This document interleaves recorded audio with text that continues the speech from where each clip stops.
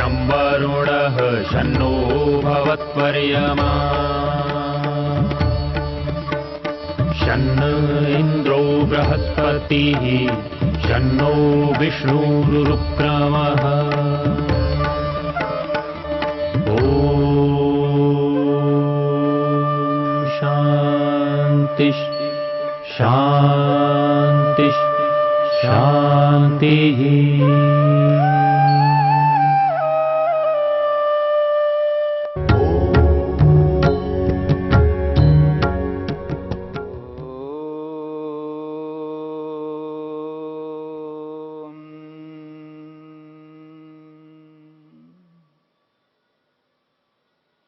मन को रोकने के उपायों पर विचार चल रहा है।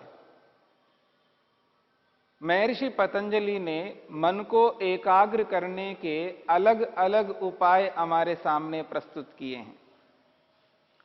जिन उपायों को अपना करके योगाभ्यासी मन को स्थिर करता है, स्थिर हुए मन को आत्मा में लगाता है, आत्मदर्शन करता है और प्रभु में लगा करके प्रभु का दर्शन करता है। आत्मदर्शन प्रभु दर्शन के लिए पहले व्यक्ति को अलग अलग उपायों को अपना करके अलग अलग उपलब्धियों को प्राप्त करना होता है। उन अलग अलग उपलब्धियों को प्राप्त करने के लिए व्यक्ति को मन को एकाग्र करना पड़ता है और मन को एकाग्र करने के लिए मन को प्रसन्न करना होता है। प्रसन्न मन ही एकाग्र होता है। खिन्न मन, उद्विग्न मन, चंचल मन कभी एकाग्र नहीं हो सकता।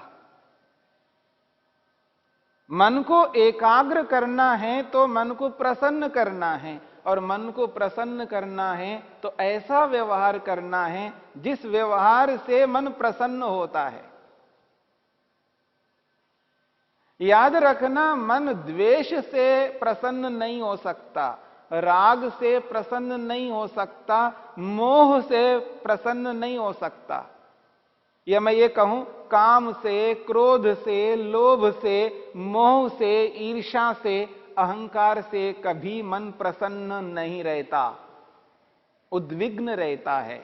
हां, जब व्यक्ति राग कर रहा होता है उस राग काल में थोड़ी देर के लिए मन प्रसन्न होता है, लेकिन जिसके प्रति वो राग कर रहा है लेकिन दूसरे के प्रति द्वेष भी होता है।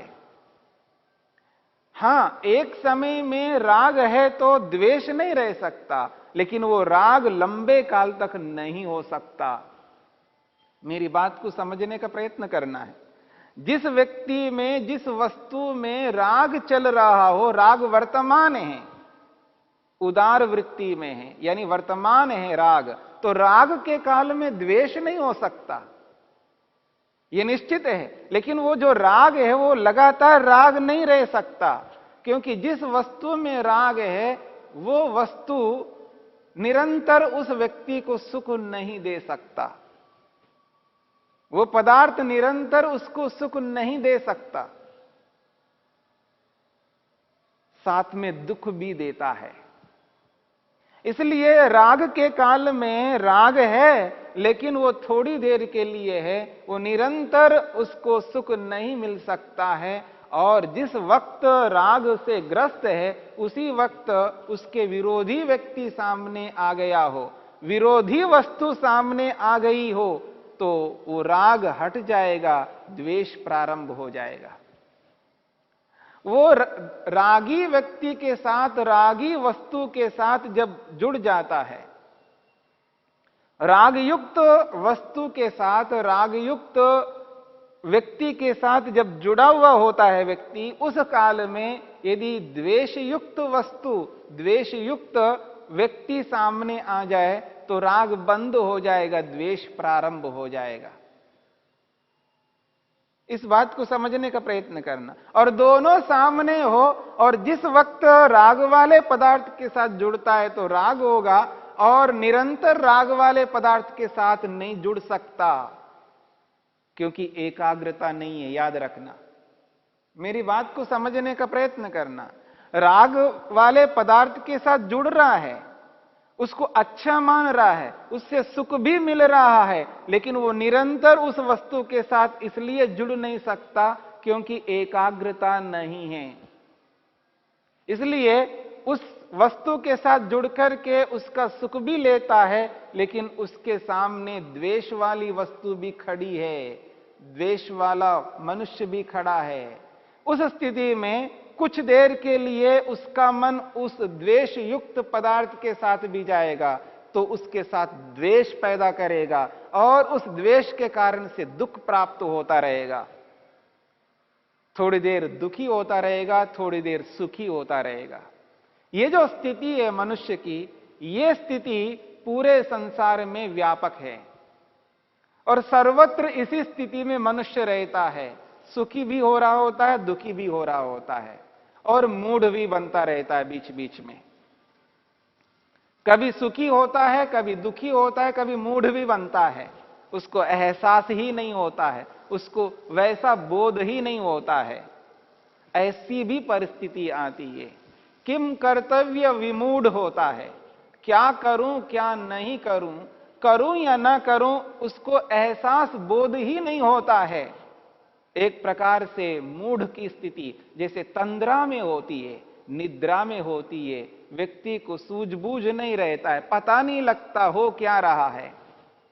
जब कभी व्यक्ति ऊंघ रहा होता है, तंद्रा में होता है, उस स्थिति में उसको यह पता नहीं हो रहा होता है सामने क्या हो रहा है। वही मूढ़ अवस्था है। और जागृत अवस्था में भी अनेक बार व्यक्ति मूढ़ बन जाता है और उसी स्थिति के लिए लोक में कहा जाता है किम कर्तव्य विमूढ़ होता है। क्या करूं क्या ना करूं, करूं या ना करूं, इसका उसको एहसास, अनुभूति, अनुभव बिल्कुल नहीं हो रहा होता है। यही मूढ़ अवस्था है। तो कभी व्यक्ति मूढ़ता से ग्रस्त रहता है, कभी द्वेष से ग्रस्त रहता है, तो कभी राग से ग्रस्त रहता है। क्यों? मन एकाग्र नहीं है, मन चंचल है। इसलिए एक स्थिति में निरंतर मन नहीं रह सकता। परंतु यहां पर योगाभ्यासी का मन एकाग्र होता है क्योंकि वो एकाग्र होने का अभ्यास करता है। अलग अलग उपायों को अपनाता हुआ व्यक्ति मन को स्थिर करने का प्रयत्न करता है और जब अभ्यास निरंतर करता है, वो एक दिन वो अभ्यास फलदायी बन जाता है क्योंकि वो अभ्यास उसको फल देने वाला बन जाता है। इसलिए मैंने आपके सामने एक उदाहरण दिया था, लौकिक उदाहरण। भूमिहीन व्यक्ति भूमि को पाने के लिए जैसे मेहनत करता है, पुरुषार्थ करता है, जैसी तपस्या करता है, जैसी विधि को अपनाता है, जैसे साधनों को अपनाता है, अत्यंत पुरुषार्थ करता हुआ, घोर तपस्या करता हुआ, उत्तम विधि को अपनाता हुआ, अनुकूल साधनों को अपनाता हुआ व्यक्ति एक दिन भूमि को प्राप्त करता है। ऐसे ही धनहीन व्यक्ति धन को प्राप्त करता है और नौकरी नहीं है तो मेहनत पुरुषार्थ करके एक दिन नौकरी को भी प्राप्त कर लेता है। सांसारिक कार्यों को करता हुआ व्यक्ति जिन उपलब्धियों को पाने के लिए जीवन झोंकते हैं, उन उपलब्धियों को प्राप्त कर ही लेते हैं। जब लौकिक लोग उन लौकिक उपलब्धियों को प्राप्त करते हों, तो आध्यात्मिक लोग आध्यात्मिक उपलब्धियों को प्राप्त करने के लिए जब मेहनत करते हैं, पुरुषार्थ करते हैं, जैसा पुरुषार्थ लौकिक व्यक्ति करता है, वैसा ही पुरुषार्थ योगाभ्यासी को करना होगा। केवल मार्ग को अपनाने मात्र से, मेरी बात पर ध्यान देना, केवल मार्ग को अपनाने मात्र से कोई उपलब्धि नहीं मिला करती।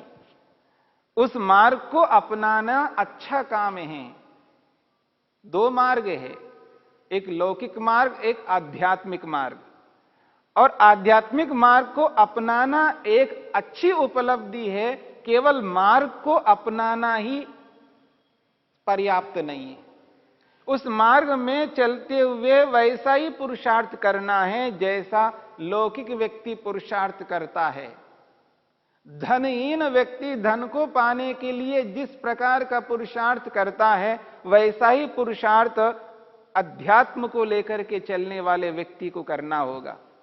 उस स्थिति में जो योगाभ्यास करता हुआ व्यक्ति योग को जीवन में धारण करता है, यम, नियम, आसन, प्राणायाम, प्रत्याहार, धारणा, ध्यान को जीवन में उतार लेता है और इनको उतार करके अलग अलग उपायों को अपना करके मन को जब स्थिर करने लगता है तो मन स्थिर होता है, मन प्रसन्न हो जाता है, क्योंकि उसका व्यवहार बदला हुआ है, योगमय व्यवहार है, यम के अनुरूप, नियम के अनुरूप व्यवहार है। जब उसके जीवन में सत्य है, न्याय है, धर्म है, पुण्य है, परोपकार है, मैत्री है, करुणा है, मुदिता है, इन सब उपायों को जब अपनाता है व्यक्ति तो प्रसन्न ही होगा और प्रसन्न मन एकाग्र होगा और एकाग्रता से जिस उपलब्धि को वो पाना चाहता है वो उपलब्धि उसको मिल जाती है। इसलिए 35वें सूत्र में जिन 5 प्रकार की उपलब्धियों की जो चर्चा की है, दिव्य गंध की अनुभूति, ये सामान्य अनुभूति नहीं है, सामान्य उपलब्धि नहीं है। जो बाहर जिन गंधों को व्यक्ति प्राप्त करते हैं वो गंध नहीं है, ये दिव्य गंध, ये अपने ही शरीर के अंदर जिस दिव्य गंध को अनुभव करता है वो विशिष्ट उपलब्धि है। ऐसे ही दिव्य रस को अनुभव करता है, ऐसे ही दिव्य रूप को अनुभव करता है, ऐसे ही दिव्य स्पर्श को अनुभव करता है और दिव्य शब्द को अनुभव करता है। इन उपलब्धियों को पाकर के व्यक्ति इस स्थिति में पहुंच जाता है जब चाहे तब मन को अपने नियंत्रण में कर लेता है। 35वें सूत्र तक महर्षि पतंजलि ने 3 सूत्रों में जिन 10 प्रकार के उपायों को बताए हैं, इन 10 उपायों को अलग अलग स्थितियों में योगाभ्यासी जब अपनाता है और 10 प्रकार से मन को नियंत्रण करने की चेष्टा करता है और एक दिन ऐसा आता है उसका मन उसके अधिकार में हो जाता है, उसके नियंत्रण में हो जाता है। चाहे मन को रोकना चाहेगा तो रोकेगा, नहीं रोकना चाहेगा तो नहीं रोकेगा। यानी जैसे एक मदारी होता है, मदारी बंदर को अपने अधिकार में रखता है। बंदर तो बहुत चंचल होता है पर चंचल बंदर को भी वो नियंत्रित कर लेता है। मदारी के पास वो सामर्थ्य है, वो शक्ति है, वो योग्यता है, वो विधि है, वो उपाय है। जिस उपाय को, जिस विधि को वो अपना करके एक मदारी बंदर को अपने अधिकार में रखता है, नियंत्रण में रखता है। ठीक इसी प्रकार से योगाभ्यासी एक प्रकार से मदारी बनता है और अपने मन को बंदर के रूप में अनुभव करता हुआ भी उस बंदर रूपी मन को अपने नियंत्रण में कर लेता है। अब जब जैसा चाहे वैसा उसको नचा सकता है, उस मन को कठपुतली की तरह बना के रखता है। जैसे एक मदारी बंदर को बैठने के लिए कहता है तो वो बैठ जाता है, खड़े होने के लिए कहता है तो खड़ा होता है। जैसा मदारी निर्देश करता है वैसा ही बंदर करता है। ठीक इसी प्रकार से योगाभ्यासी भी वैसा ही मन के साथ व्यवहार करता है, मन को जैसा चाहे वैसा चलाता है, क्योंकि अलग अलग उपायों को उसने अपनाया है। और इन उपायों को अपना करके एक ऐसी क्षमता को, सामर्थ्य को प्राप्त कर लेता है, वो मन को जिस विषय में टिकाना चाहता है उसी विषय में मन टिक जाएगा। और जब मन टिकता है तो वहीं पर वो कार्य करेगा। और मन को जो टिकाने का कार्य है, योगाभ्यासी जो करता है वो बाहर नहीं टिकाता है, मन को बाहर नहीं ले जाता है। योगाभ्यासी व्यक्ति को सर्वाधिक कार्य अंदर करना होता है, शरीर के अंदर करना होता है, शरीर के बाहर नहीं।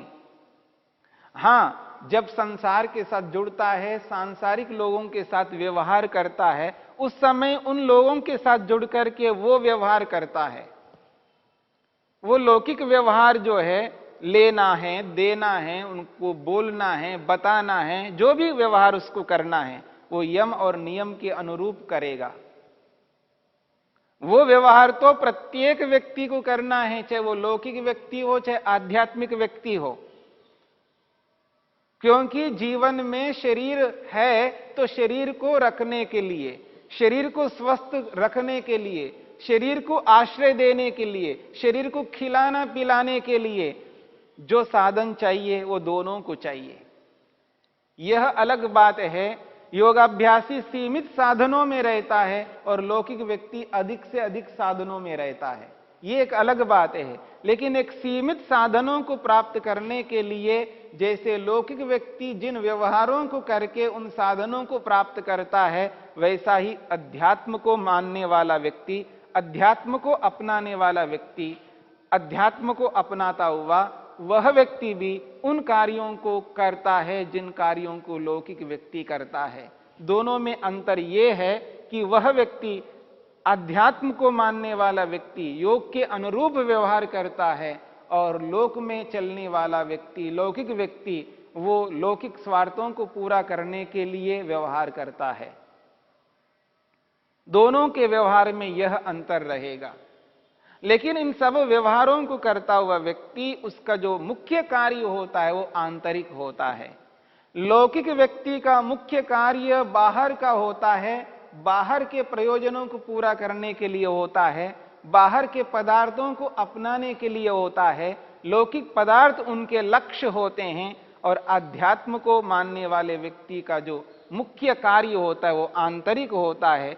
शरीर के अंदर वो अधिक से अधिक कर्म करता है, शरीर से बाहर के कर्म केवल जीने मात्र के लिए करता है और उसके जो लक्ष्य होते हैं वो आंतरिक होते हैं, वो बाहर के नहीं होते हैं। तो इस दृष्टिकोण से जब व्यक्ति चलता है तो इस दृष्टि को अपना करके आगे बढ़ता है, तो वह व्यक्ति लौकिक कार्यों को भी एक सीमा तक करता हुआ आंतरिक कार्य सर्वाधिक करता है। इसके लिए कहा गया है उसको पुण्य कर्म अधिक से अधिक मन से करने हैं। तो मन से अधिक पुण्य कर्म करने के लिए व्यक्ति को बाहर देखने की आवश्यकता नहीं है, अंदर ही देखता हुआ, आंतरिक जीवन को सामने रखता हुआ, अंदर के विकारों को देखता हुआ, अंदर के विकारों को दूर करता हुआ, अंदर के विकारों को रोकता हुआ व्यक्ति सबके सुख के लिए, प्राणी मात्र के सुख के लिए अंदर ही कर्म करता है और उसका परिणाम यह निकलता है, वो शरीर से और वाणी से अवसर आने पर किसी भी व्यक्ति को किसी भी प्रकार का दुख नहीं दे सकता। मेरी बात को दोबारा समझने का प्रयत्न करना। जो व्यक्ति मन से प्राणी मात्र को सुख देने का कर्म निरंतर करता होता है, वह व्यक्ति वाणी से कभी किसी को दुख नहीं दे सकता। जो योगाभ्यासी मन से निरंतर सबको सुख देने का कर्म करता हो, वह व्यक्ति अवसर आने पर शरीर से किसी को दुख नहीं दे सकता। ये परिणाम निकल करके आता है। जो व्यक्ति आज शरीर से और वाणी से जो दूसरों को दुख दे रहा है, क्योंकि वह व्यक्ति कभी मन से किसी को सुख नहीं दे पाया है, या यूं कहिए वह व्यक्ति मन से सबको सुख नहीं दे पाया है, और जिनको उसने मन से सुख दिया है उन्हीं को वो शरीर से वाणी से सुख देता है, और जिनको नहीं दिया है उनको दुख ही देता है। और यही परिणाम है जो शारीरिक रूप से, वाचनिक रूप से जो पाप कर्म दुनिया में अधिक होते जा रहे हैं। इन पाप कर्मों को रोकने के लिए मानसिक कर्म को बदलना होगा, और यह बदलाव योगाभ्यास के माध्यम से होगा। इसी बात को हमें समझना है।